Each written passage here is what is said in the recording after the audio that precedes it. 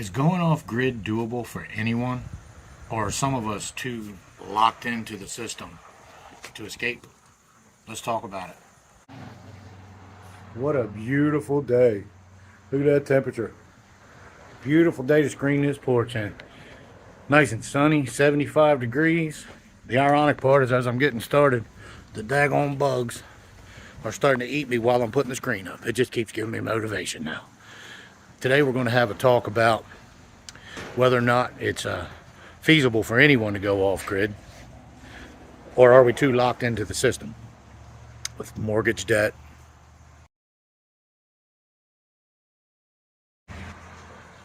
we have credit card debt. I mean, what do you do with all that? And what about the sentimental aspect? I mean, when me and Cheryl bought this house, look what it used to look like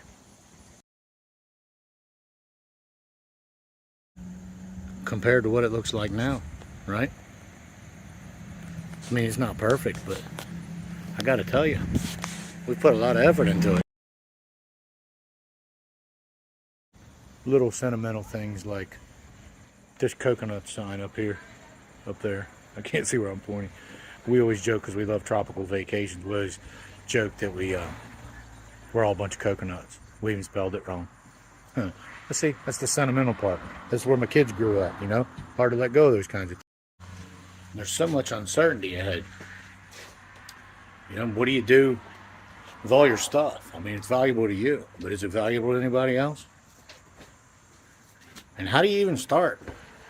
I mean, what do you get one of those sheds from Home Depot?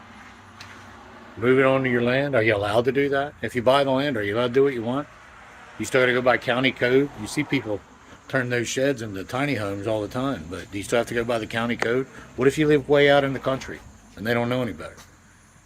All right? Because, I mean, you're going off grid for a reason, right? Solar panels, well water, unreliant on the system for anything. Of course, you still got to pay taxes, but a lot of unsure steps ahead of us. Uncertain.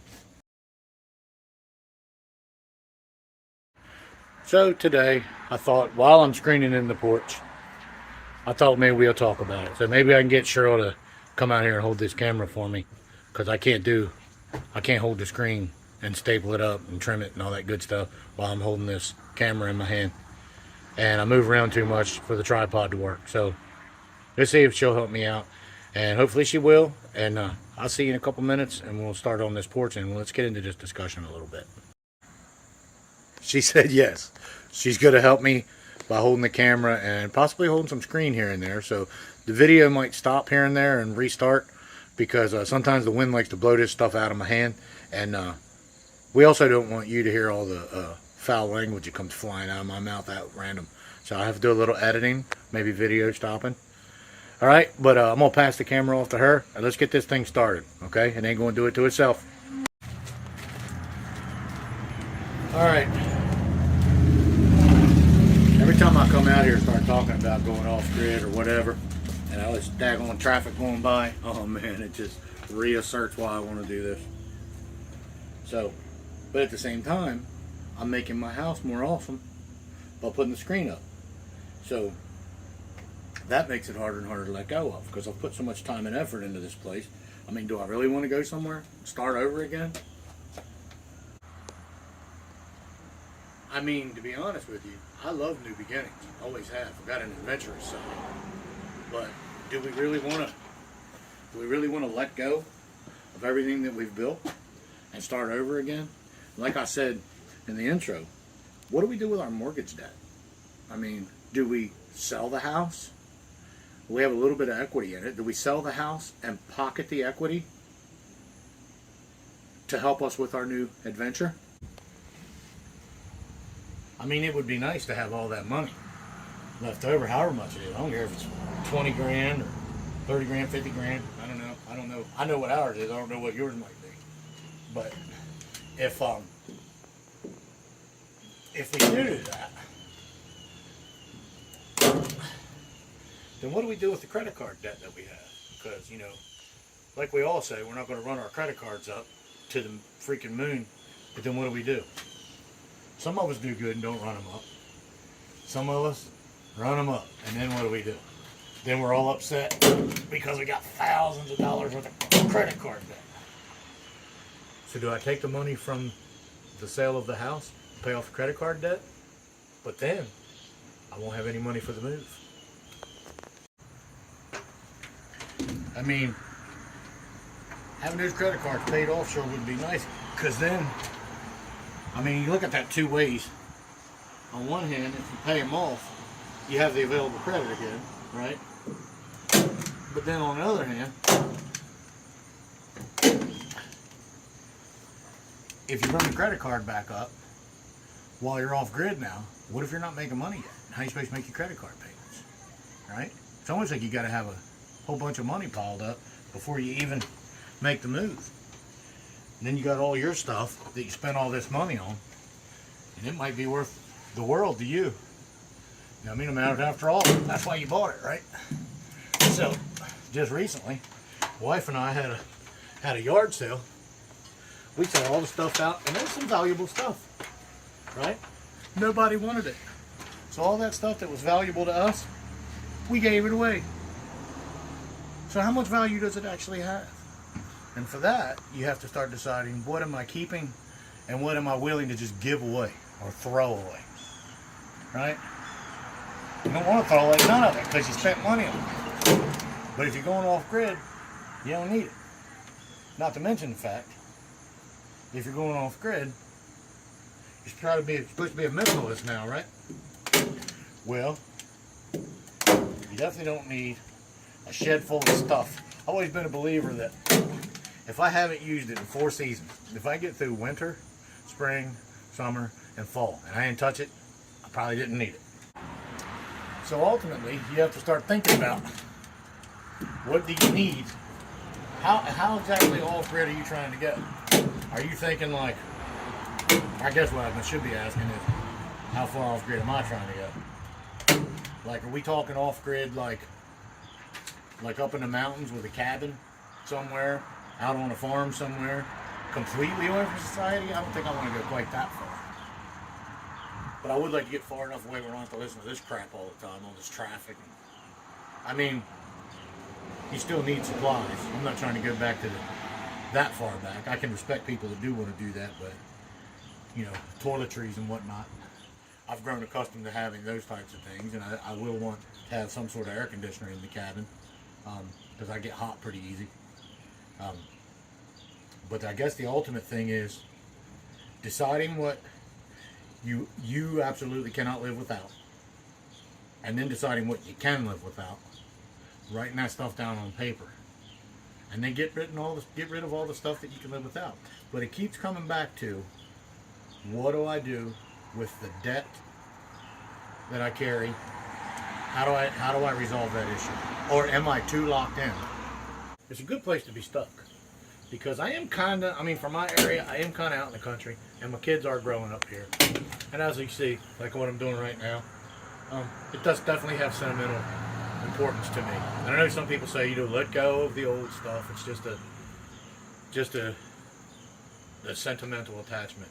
I didn't realize this until I was writing this down earlier, but sentimental, the word mental is in there. So, I mean, technically, you really do have a psychological attachment to it. But, there's a lot of memories. How do you let go of the memories, In a perfect world, I keep this house and have the off-grid thing. Like, for instance, with our house, when we bought this place, it was in good shape. An older couple had it, very dated, which is why we did so much work to it. But we also got it at a great price. And since then, as you all know, the market has gone bonkers, right? So our home, the value of our home is way up. The appraisal value is up pretty high too, compared to what it was. But the market value is even higher than that. So we only owe like $150,000 on the place, right? That's, I mean, it sounds like a lot of money. I don't have $150,000 right now, but in the terms of, like, I've got friends of mine that they owe $200,000-$300,000. Some of them more, right? Now that's a debt I'd like to get out from under, but I'll never find a deal like this again, especially now that we've done all the work to it. Man, that was satisfying. So, do I cash out and give the money to the credit cards and go start fresh? Which brings me to my second, well, my millionth question. How do you find land? I mean, what if you don't have, what if I sell the house and we pay off all of our credit cards and we literally have, with the exception of the car payment, a fresh start? Okay? And I go to buy the land. Well, then what the heck are we going to live in? I don't have money for a camper now. Do I just buy a second-hand camper? I can't put the kids in that. Maybe the right answer is to wait till the kids graduate. The youngest one's almost 13. So it gives us 5 years. We set a 5-year plan. It would be nice if we had life to live over. I think we would have went that way and raised them that way so they could see a better way of life. This style of life has its good points. I know it's not all bad.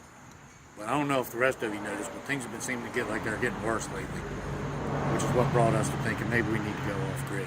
And I'll tell you something else too. You see these people over here? Cheryl, point over there. This family over here, that's the Zooks, right? One of the nicest families around. They're Amish people. They're absolutely some of the most kindest people. They work for themselves. The whole family sticks together. You know the routine. You got them a little produce stand. And that lifestyle, the more we get to know them and a couple of the farmers in the area, the more we fall in love with the idea. The problem is they didn't start off living in this life, this world. They grew up in that world. Whereas we grew up in this world, buying a house, getting credit cards, car payment. We thought that's the way you were supposed to go. So we did good according to the status quo. We're kicking butt, right? Don't owe a whole lot on the house. Got a nice car. You know what I mean? The house looks pretty good. We feel pretty good. But feel pretty good financially, feel pretty good about what we've achieved. But if I had life to live over, I believe that I would have liked to have had my same family and done it on a little farm somewhere, maybe up in the mountains. I'm not talking about like Colorado mountains, although they are beautiful. I'm talking about, like the rolling hills of Kentucky and Virginia. Had a nice, maybe 10 acres or so. Had a farm, like where we could tend to ourselves. In a perfect world, it'd be nice to have like maybe 5 or 10 friends, family friends, on a large piece of land where we all kind of work together. Like if I'm good at building and you're good with tomatoes, then you help me with my tomatoes and I'll help you with your roof. And everybody working together, bringing something to a little community.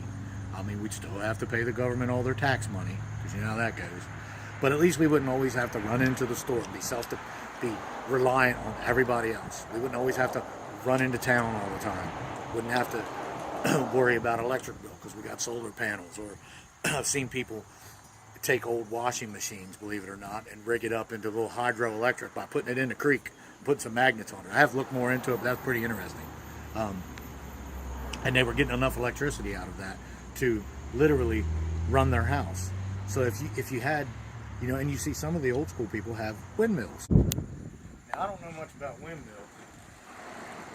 I know what they do, but I ain't never had any experience in. I don't have a lot of experience. Let me rephrase that. I don't have any experience with building one or making it work. But I'm sure I can figure it out. But I mean, wouldn't that be nice? To have your own electric right there, not have to worry about the electric bill. Have your own water, not have to worry about the water bill.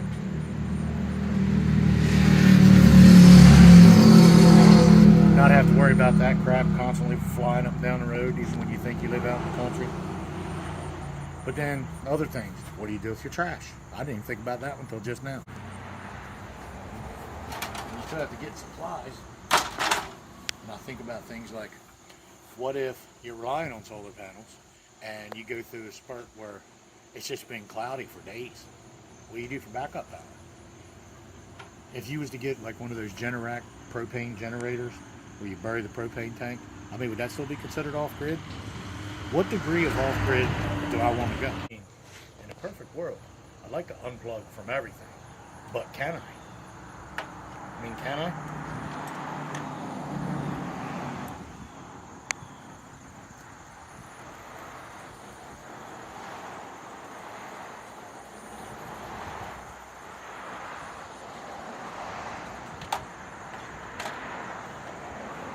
Or am I stuck in society? Have I waited too long? I mean, you always hear everybody say, it's never too late, right? Whenever you talk about going to college, and I ain't knocking college, do you? I'm a little too old to be going to college. I thought about it, but contrary to what you keep hearing, I think it might be a little too late for me. But if it's never too late to go to school, it's never too late to try a different job, or it's never too late to try a different career path, then why is it too late to go off grid? What if I just said to hell with everything? What if I just sold the house, took the money, and no, I can't, because I got to keep paying those damn credit card payments. I'll figure that part out. I also want to make sure that I'm clear on something else. I'm not running from anything. I heard my mother say a couple times in my life that she's not running from anything, she's running to herself. And that's exactly how I feel. And for the longest time, I chased it. I've lived in Colorado, South Florida, Delaware, New Jersey, all over Maryland, Georgia, Tennessee. And it was like I could never find what it was I was looking for. And I think that what my soul might be searching for is my roots. And my roots are out in the country, in the mountains of West Virginia. I'm not saying I got to go to West Virginia, but those mountains, I feel like they're calling my name. And I don't know what it is, but every time I think of Kentucky, it's like something internal inside of me says, that's it. That's where you want it. So before I go, I have to find work there. And if I could find work near a piece of land, then I would have a way to pay those credit cards that I'm worried about. And I'd still be able to sell the house and keep the money. Sure hope I set this ladder up right. It's one of those gorilla ladders. It's flexible. I'm in a really weird spot, so bear with me here. Not exactly good with heights, although I find myself in them all the time. So what I thought about to try to make the dream, kind of force myself into it, was to start buying off-grid stuff. I was thinking about, like, for instance, those old school hand well pumps? They're only like $60, $70. I thought about if I start buying things like that and stockpiling them around this house, that as I start seeing myself gathering the tools that I need to go off-grid, the solar panels, etc., maybe that'll be my incentive to keep looking. And I guess I'm also going to have to, I used to work for a company that has a branch in Kentucky called Horse Cave, Kentucky. And I mean, it's a very rural area. I have a hard time saying that word. You get the point. Very country. And if I could look for a place like within like an hour's commute, find a piece of land out there, which brings me to something else. Do I want owner financing, or do I want another mortgage? Like, do owner financing, do they do the amortization like a house does, where they get all their interest first and you get screwed? Like, for instance, on this house, we end up paying $200,000 in interest. How does the owner financing work? Like, do they charge like a higher interest rate, but it's fair and level playing field, so to speak, instead of where they get all of their interest first, instead of being fair? You understand what I'm saying? Like, for instance, when you make your first mortgage payment, like 99% of it is all interest, and the last little bit goes towards your principal, and that goes that way progressively throughout the life of the mortgage.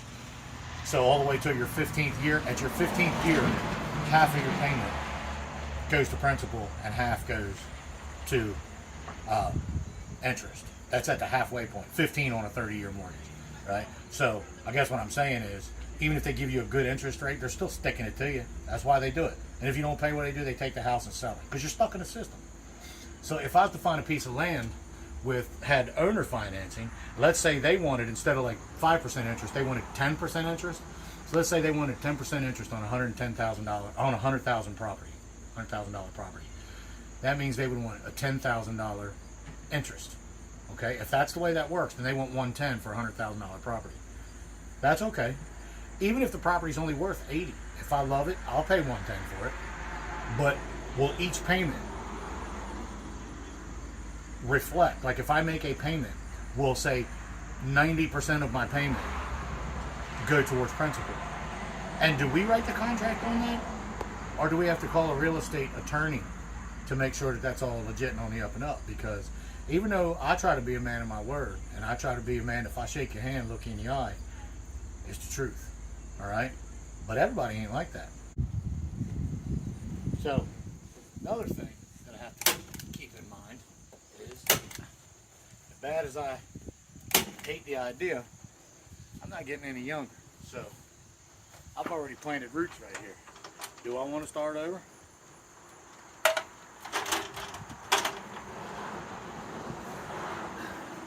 I mean, truth be told, I still feel strong as a mule. I do all my own work. I mean, granted, this don't exactly look like a lot of physical labor, although it's mentally challenging. Do I really want to start over again? Do I want us to go start plowing a field and making a small garden? Do I want to? You know, everybody always says, yeah, well, I could do it, we'll just raise chickens. Well, if all you're going to eat's the eggs, first of all, you got to accustom yourself to that, because you used to buy nice clean eggs from the grocery store. They're not so clean when you got to get them out of your own backyard. Sure, we could adjust, right? What about when it comes time for the chickens that you raise? You say you're going to raise them for meat, right? Then you get these cute little chicks, right? And your kids are attached to them. Maybe you're attached to them. You going to break its neck? How do you get the chicken meat? It don't just fall off. It don't lay meat. It lays eggs. Well, I got use out of my day off. Cheryl had to take Sammy to her softball game, so I didn't have anybody to film for me finishing up here. But I did it. It looks pretty good. You can't really tell from there. Got me a nice little door here I didn't have before.